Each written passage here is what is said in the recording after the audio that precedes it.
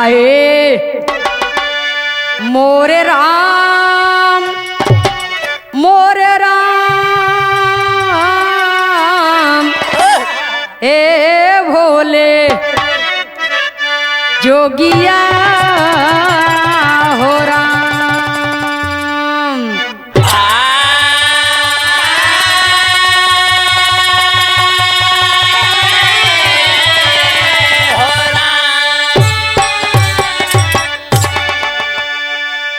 एक दिन मोहन मदन मुरारी गईले दुर्योधन के द्वारी, लखा निहारी कुरपति बोलाते ही बार।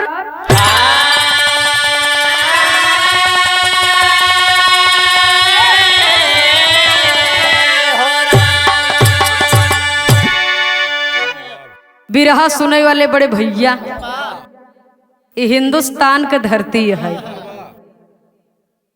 यह जगह पर देवी देवता जन्म लिए, संत महापुरुष विद्वान जन्म लिए, बड़े बड़े विद्वान बड़े बड़े भगत जन्म लिए, तो बड़े बड़े घमंडी यही धरती पर पैदा भय। लेकिन जब जब घमंडी यह धरती पर पैदा भयन, उनकर घमंड तोड़े बड़े भगवान के यह धरती पर स्वयं आना पड़ा। बिरहा महाभारत से मिलेगा। कहानी कांड तमाम आप लोग सुनत रहा थी। अपने जमाने की यह एक ही कांड ही रहा। मुरली मनोहर भगवान श्री कृष्ण कन्हैया एक दिन राजा दुर्योधन के दरबार में पहुंचे। दुर्योधन अपने सिंहासन पर विराजमान भगवान कन्हैया के देख के कहत ही का। बिरहवा में एक लाइन तर्जवा मास्टर साहब।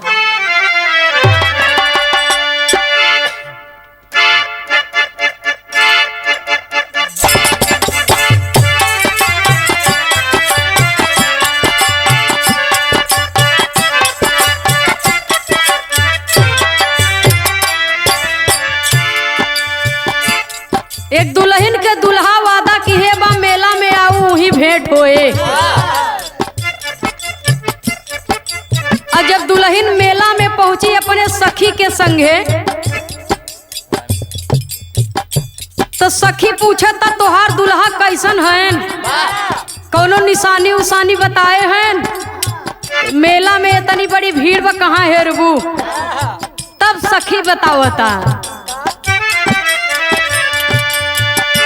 कतऊ होई ही सड़क पर लखत होई ही।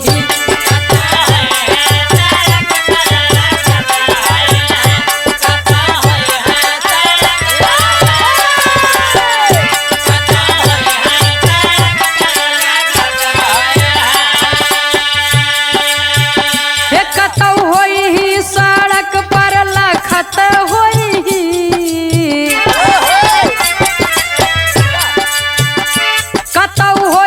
सड़क पर लखत होई ही, गले डाल के रुमलिया।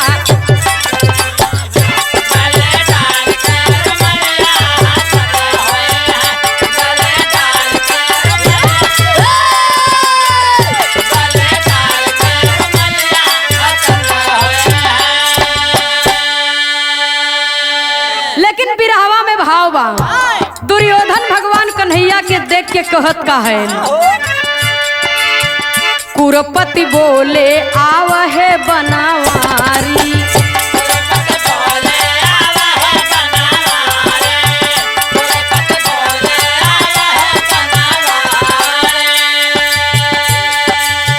हे ढेर दिन पर देखा ना दुआरी, ढेर दिन पर देखा ना समाचार बतावा मुरारी।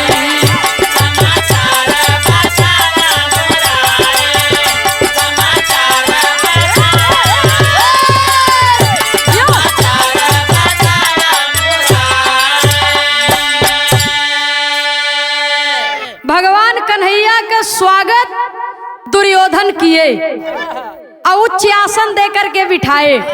और जब उच्च आसन देकर के बिठाए तब भगवान कन्हैया दुर्योधन के स्वागत से इतना खुश हो गए कहा वाह राजा होय तो दुर्योधन की नहीं, राजा होय तो दुर्योधन की नहीं होय।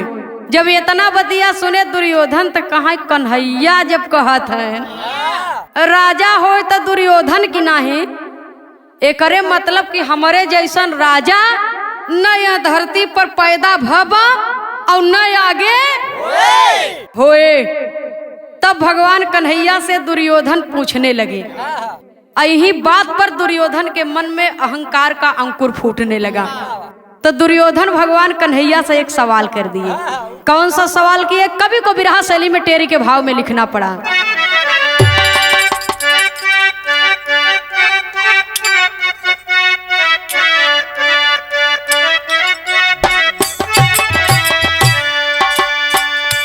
रामा रामा रामा रामा यार मोरे रामा बता जा हमसे आज बतिया।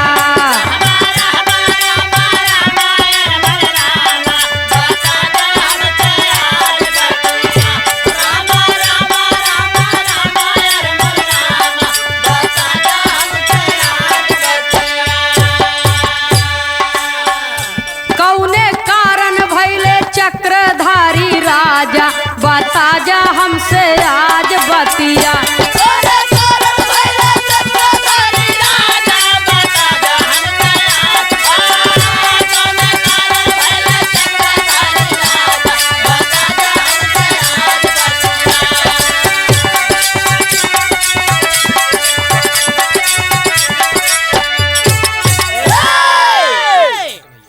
कहाँ कन्हैया ये दुर्योधन सुनिए ध्यान लगाई जी।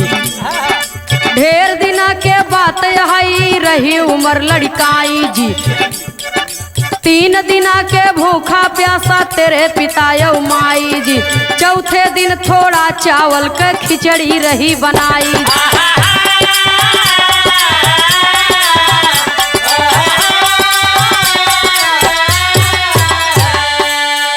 परसी गई 3 ही थार, परसी गई 3 ही थार।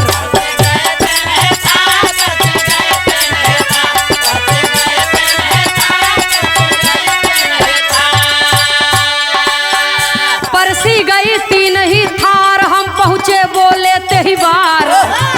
थोड़ा हमके दई दा बाकी तू सब खा जा, बता जा हमसे आज बतिया।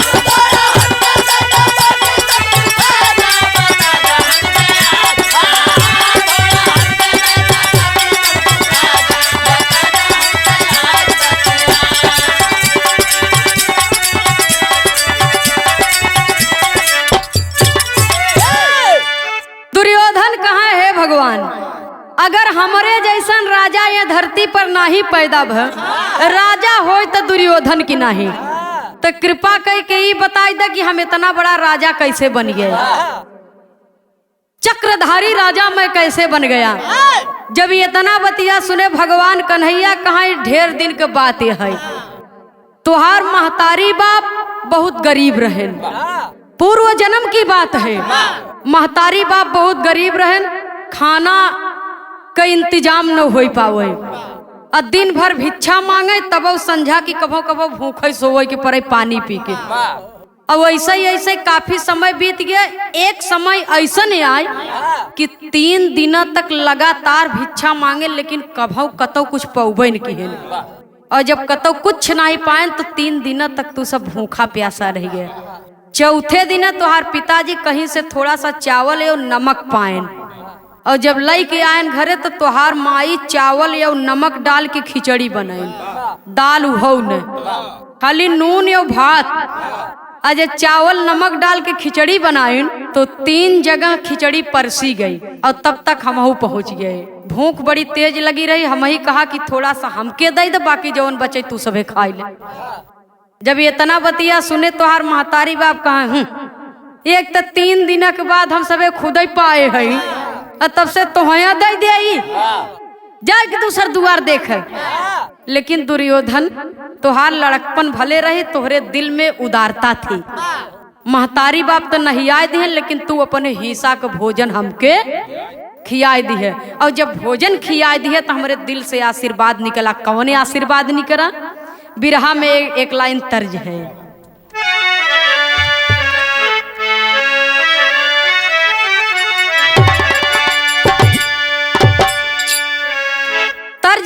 लाइन वही है, गौवा के पिछवरवा चांद जब निकले, अरे धीरे धीरे नदिया किनार चली अइहा। लेकिन बिरहवा में भाव बा, बोले कन्हैया खिलाई जब दिहला, बोले कन्हैया खिलाई जब दिहला, तब तो के हम आशीर्वाद दई दिहली।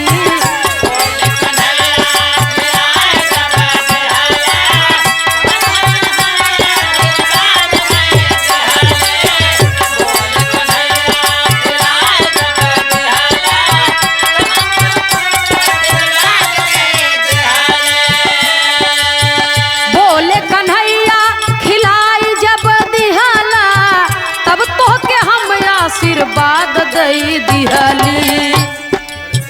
हमरे क्षुधा के बुझाई जब दिहला, खुशिया में तोहके आबाद कई दिहली।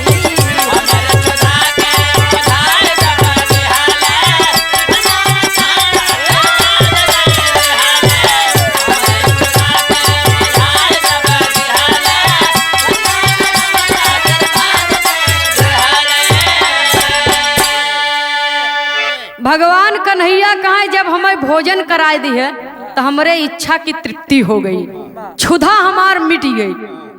जब भूख या क्षुधा मिट गई हमार, तब हम तोके आशीर्वाद दे दिया कि जा बचवा राजा हो जा। जैसे हमार क्षुधा जुड़वाया, जैसे हमार भूख मिटाया, वैसे ही भगवान तोके धन धान से संपन्न कर दे। जब इतना बतिया सुना दुर्योधन, तब मन में अहंकार बाबू जब धीरे धीरे चरम सीमा पर होए लगा, तब दुर्योधन भगवान कन्हैया से कह रहा है कि हे भगवान कन्हैया, अब हम भंडारा फानब।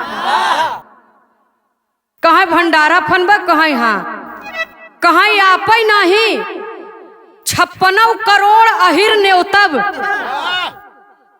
56 करोड़ यदुवंशी न्योतब, पूरा विश्व न्योतब, और सब आए के भोजन करही। भगवान कन्हैया कहाँ काहे झूठे कहत है, कहाँ खियाई तो तोहके तब दिया जब हम कंगाल रहे, हमारे लगे कुछ नहीं रहा। अब तो हमारे खिया सब कुछ बा, अब हमके खियावे में का रखा बा। जब इतना बतिया सुने बाबूजी भगवान कन्हैया तो कह रहे हैं, क्या कह रहे हैं, बिरहा में एक लाइन तर्ज है मास्टर साहब।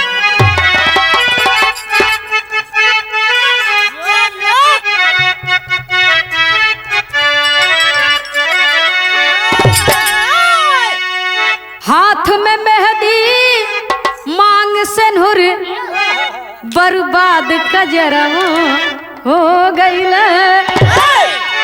लेकिन हमरे इलाहाबाद का गवैया गावे, अरे कथरी तोहार गुनऊ जानई, कथरी तोहार गुनऊ जानई, जे करई गुजारा कथरी में।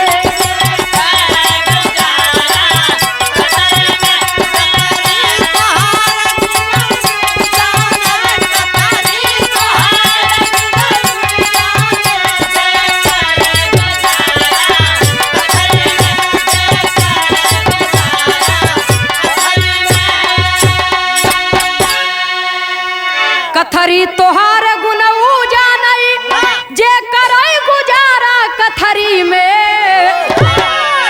बड़कवन से का ले ला दे, उनके तो सोतक तकिया सोफा बा, लेकिन जे गरीब किसान मजदूर बा उनके लिए तो कथरी बा। कतो कतो सुजनी कहती, कतो कतो लगदी कहती, कहूँ कथरी कहती, तो उनके लिए कथरिये बहुत बा बाबूजी। कथरी तोहार गुनऊ जानई, जे करई गुजारा कथरी में। लड़ी का पड़ी का लोटई पोटई,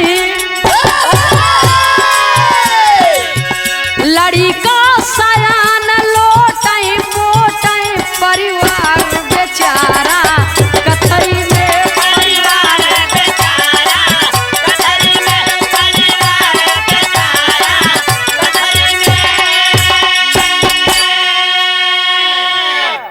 बिरहा के अंदर कवि को संकेत करना पड़ा। घनश्याम कहा दुर्योधन से, एक कन्हैया, घनश्याम कहा दुर्योधन से, अब द्वारे आवनवा ना होई, अब द्वारे आवनवा ना होई।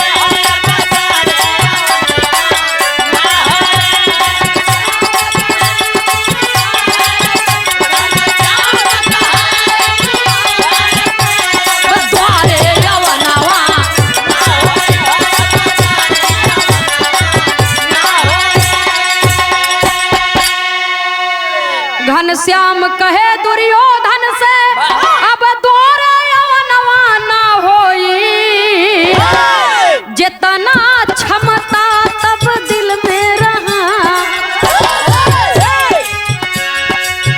जितना क्षमता तब दिल में रहा, अब उतना वजनवा ना होई।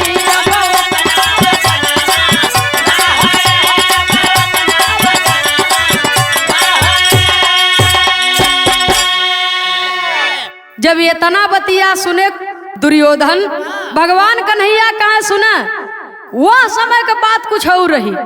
बचपना थी, लड़कपन था, दिल उदार था, और किसी बच्चे के हृदय में कोई मैल नहीं होता है, उसका मन निर्मल होता है, का विचार स्वच्छ होता है।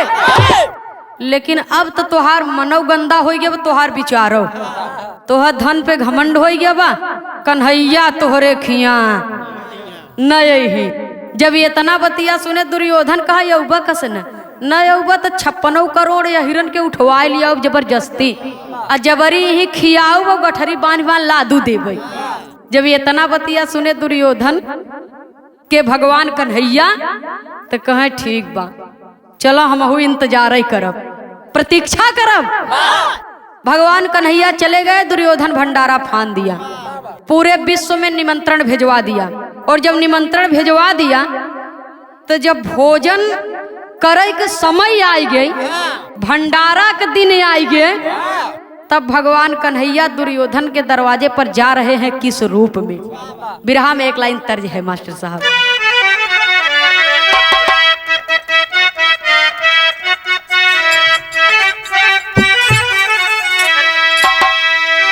अरे दरवाजा खुला छोड़ी आई,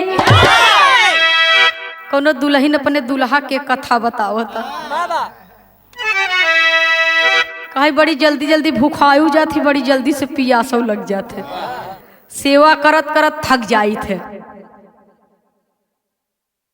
क्या कहे, दरवाजा खुला छोड़ी आई, निद कमारे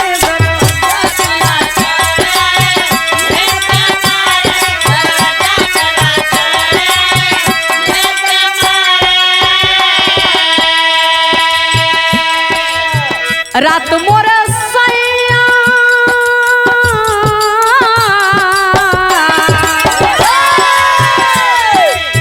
रात मोर सैया ने पानी मांगा, अरे रात मोर सैया ने पानी मांगा, मैं कुइया में ढकेली आई, मैं कुइया में ढकेली आई, निद कमारे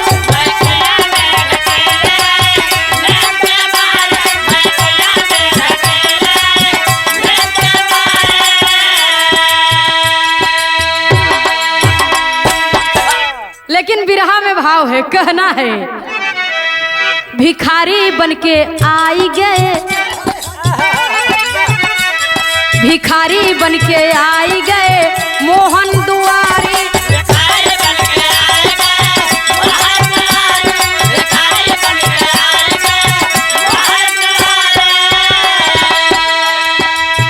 जय जयकार द्वार पर लाए, जय जयकार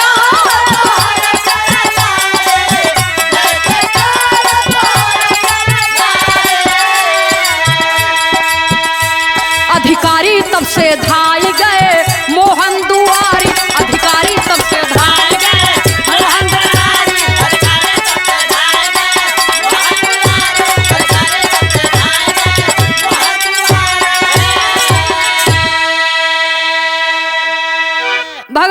कन्हैया भिखारी का रूप धारण करके एक फटी हुई झोली कंधे पर है, फटी हुई धोती तन पर है, और पहुंच गए राजा दुर्योधन के दरबार में। अलख जगा दिए, जय जयकार लागन करे कि आपकी जय हो, आपके घरे में कभो धन धान्य का कमी न हो। कईयों दिन से आज भूखा है, अब हम भोजन कराए देता नहीं, अब हमार जीव निकरे की तब। दुर्योधन कहता ए आई है बड़का, अब जेका जो होत है वो उतई न है, तब से नहा खियाई दे। जब ये तना बतिया सुनत हैं बाबूजी भगवान कन्हैया तो कहे वाह बेटा, मन में विचार करत हैं इतना बड़ा अहंकार बा, एक कचौड़ी भिखारी के नहीं खिया सकत है, कन्हैया के खिया। भगवान कन्हैया मन में विचार कर रहे हैं, 5 मिनट के बाद फिर आवाज लगा दिए। दुर्योधन कहता कि ये भिखारी तो जीव भी आईली है। 4 सिपाही के आदेश देता, कहा एक काम कर, ई भिखारी के टंगड़ी पकड़ के ले जा, घेराए के कुछ दूरिया कैया गांव के बहरे ले जा कैया। जब तक कन्हैया न आ जाही तब तक चाहे क्यों भूख मारा हमरे दरवाजे पर दम तोड़ दे, ओके हम भोजन न कराओ, हमार प्रतिज्ञा बा। 4 सिपाही बाबूजी चले, और जब चले तो कैसे चले।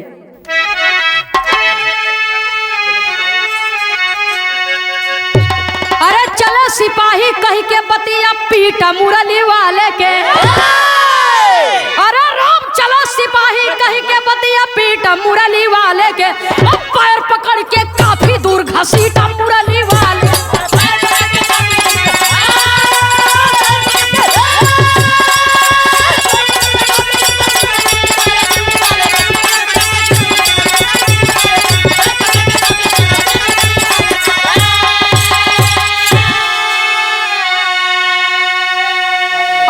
कन्हैया छोड़ जियरा सहले बहुत कसाला हो, ऊंचे खाले काकर पाथर पड़ी गई ना अब छाला हो।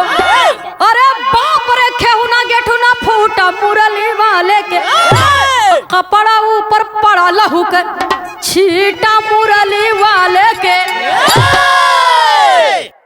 सिपाही पहुंचे, भगवान कन्हैया भिखारी रूपी कृष्ण को हटा रहे हैं बाबूजी, हटा रहे हैं, दूर भगा रहे हैं, लेकिन कन्हैया हिले के नाम नहीं लेते हैं, हटे के नाम नहीं लेते हैं। वही बाबूजी सिपाही लोग कन्हैया जी के पैर पकड़ के, भगवान कृष्ण के पैर पकड़ के घसीटते हुए लेकर चल दिए।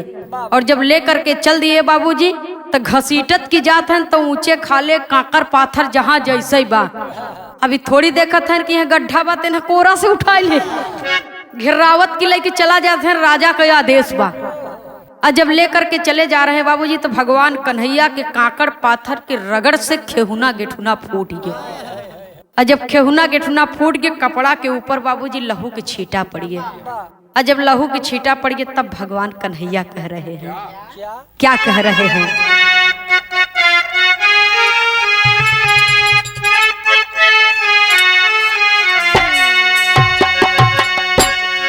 अरे बच गईले जान मोहन माया देखवले भैया,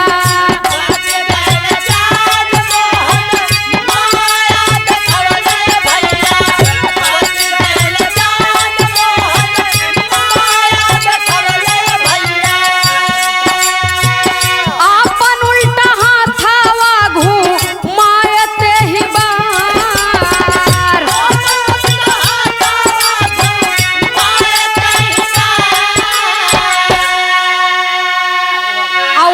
कृष्ण गए देखा विदुर के भवनवा बाबू,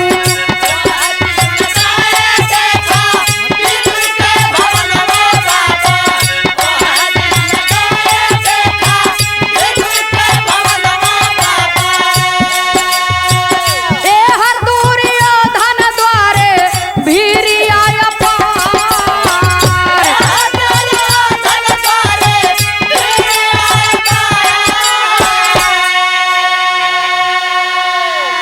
भगवान कन्हैया कहा ये भैया हमार जिंदगी छोड़ दे, हम बिना खाए मर जाब, हमके मंजूर बा, लेकिन राजा के दरबार में भोजन मांगे बदे न आओ। सिपाही लोगों को दया आ गई और कन्हैया को उसी बेहोशी की हालत में छोड़ करके चले आए। और इतना कह करके कन्हैया जी जब बेहोश हो गए तो सिपाही लोग उनको छोड़ करके चले आए। और जब चले आए तब भगवान कन्हैया अपन माया फैलाए दिए। एहर दुर्योधन के यहाँ भीड़ बा, ओहर भगवान कन्हैया जाते हैं अपने भक्त विदुर के यहाँ। तो होत का बा, अरे कहा दुर्योधन वही भोजन न करैबै केहू के,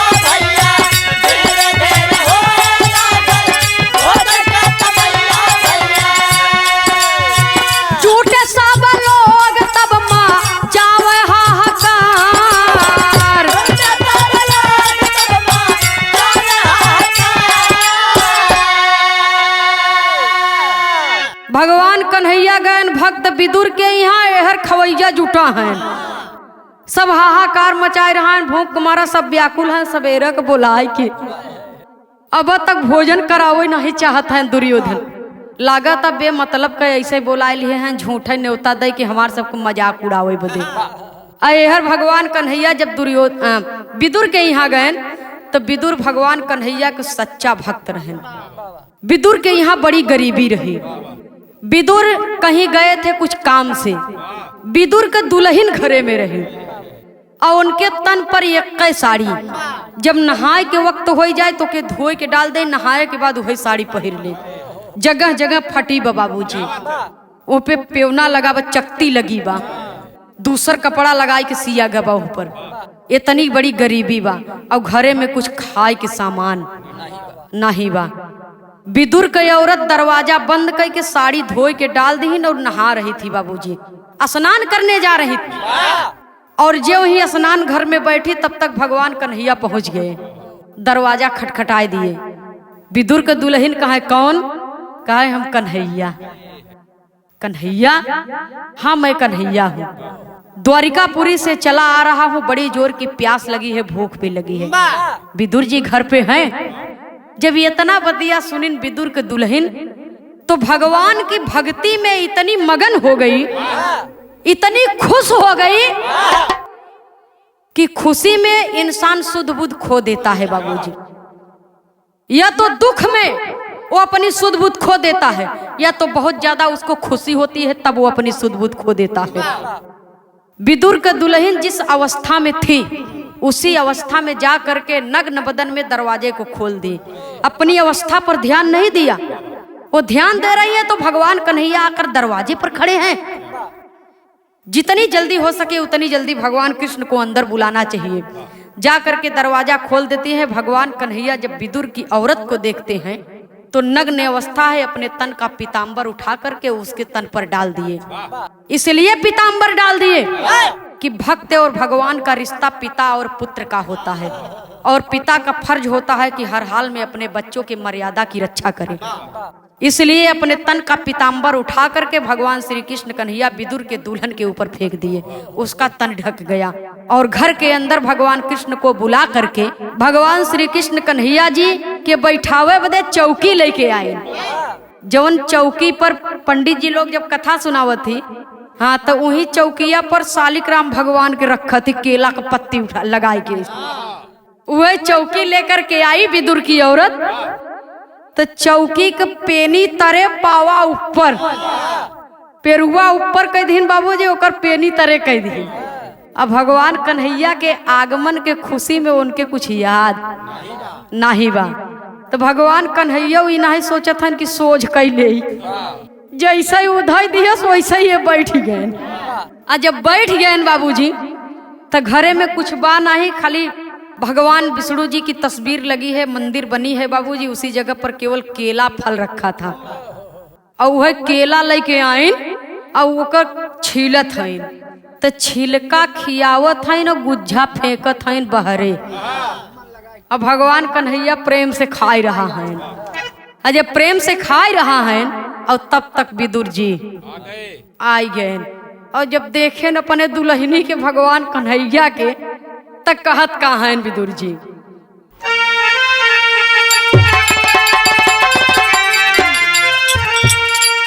अरे सोचेला मनवा, हे राम सोचेला मनवा, ये भैया सोचेला मनवा, पागल होई गई मोर जाना नवा, सोचे मनवा।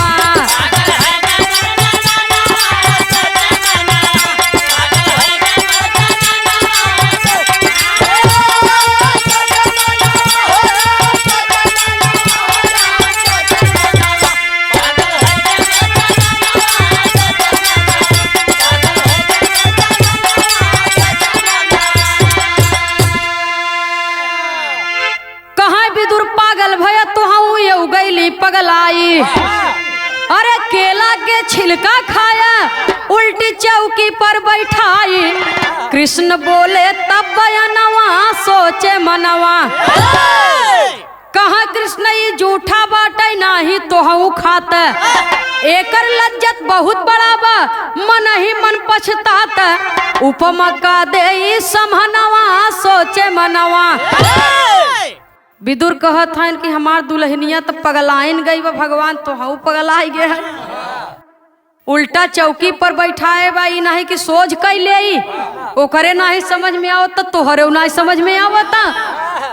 और खियावे वाला चीज फेंकता, फेंकई वाला चीज खियावता, तो कम से कम एके तो बता सकत है कि नहीं ई खाई वाला है।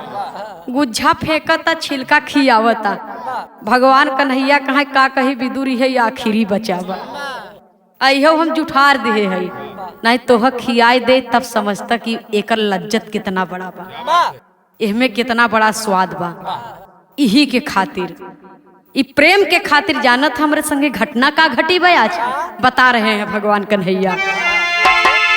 मान के मकुनी बहुत है, अपमान के मेवा माटी, विदुर मान के मकुनी बहुत है, अपमान के मेवा माटी, अरे दुर्योधन घर मेवा त्यागा, साग विदुर घर चाटी खाटी, राम हित तारा नावा, सोचे मनावा।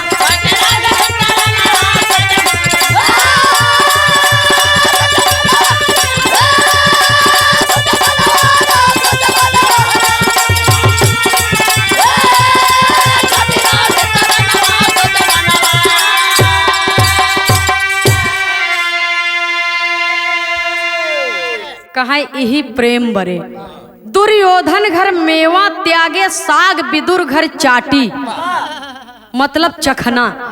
मैंने विदुर के यहाँ ये केला का छिलका और ये साग को चख करके प्रफुल्लित हो गया, लेकिन वो मेवा हमारे लिए मिट्टी के समान बा। मेवा मेरे लिए मिट्टी का समान है, और ये केला का छिलका और जो आप लेकर के आए हैं ये साग, इस पर तो मैं प्रसन्न हूँ। इसको चख करके मैं प्रफुल्लित हो गया और धन्य हो गया। तब ऐसे लोग कहे लागेन कि मान के मकुनी और अपमान के मेवा, कि मान से मकुनी मिल जाए, एक चुटकी मिट्टी मिल जाए, तो वह मेवा से कई गुना बढ़ करके है। अपमान के मेवा मिष्ठान लाख मिले बाबूजी, तो वो मिट्टी के समान है, मिट्टी से भी बदतर है बाबूजी। तो दुर्योधन के यहाँ हम यह प्रेम के भूखा रहे कि उनके यहाँ मेवा त्याग दिया, और आपके यहाँ साग और केला के छिलका पर प्रसन्न हो गए। जब ये तना बतिया सुने विदुर, तो भगवान श्री कृष्ण कन्हैया के चरणों में दंडवत प्रणाम किए, दंडवत प्रणाम किए। प्रभु धन्य है आप जैसे इष्ट को पा करके हमारा जन्म जन्मांतर सफल हो गया। लेकिन वह दुर्योधन के यहाँ का होता, कवि को संकेत करना पड़ा बाबूजी, लिखना पड़ा, बताना पड़ा आप लोग के बीच में। दुर्योधन के दरवाजे पर लाखों करोड़ों की भीड़ जुटी है, अनगिनती भीड़ जुटी है बाबूजी। दुर्योधन कहा अब लागत कन्हैया डेराई गए, नो न यही एक काम करे, भंडारा के रसोईया के दरवाजा खोले, नहीं सबको भोजन करावा। और जब रसोईया के दरवाजा खोला गवा बाबूजी, तो भगवान कन्हैया के ऐसा माया की पूरी रसोईया एकदम साफ, कुछ है नहीं ने। कुल बर्तन खाली बा बाबूजी। पूड़ी चटनी अचार साग भाजी दही चावल जितना बा सब बाबूजी गायब। कुछ है न बा मास्टर साहब, आ जाओ ऐसा ही बहुत प्रमाण मिलत है भैया हो। और जब कुछ है नहीं न तो जितना नेवतहरी आए रहे सब गरियावत गरियावत दुआरे से चला गए। जा दुर्योधन तोहार नाश हो जाए। कुछ बने नहीं रहे, हमार सबके हंसी हसारत करावे बरे, हमार सबके मजाक उड़ावे बरे। ये तू भंडारा फान है, झूठे न्योता दी है। आज के बाद तोहरे दरवाजे पर हम सब कभो न आओ। जब इतना बतिया बाबूजी कह करके सब चले गए, तब दुर्योधन का एहसास भर कि हमरे मन में अहंकार पैदा हो गया। आज हमारा अहंकार चूर चूर हो गया कि मैं एक राजा और मेरे दरवाजे पर लोग आए और बगैर भोजन के चले जा रहे हैं। एक राजा के लिए इससे शर्मनाक घटना क्या होगी। और विदुर के यहाँ भगवान कन्हैया प्रेम से समय बिताए और द्वारिका को वापस आए।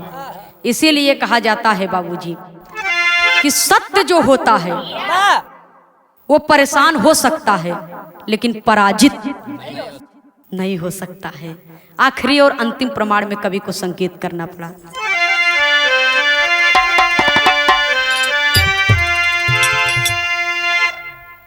स्वामी सीता राम हित कवि लहुरी स्वर्ग बसैया।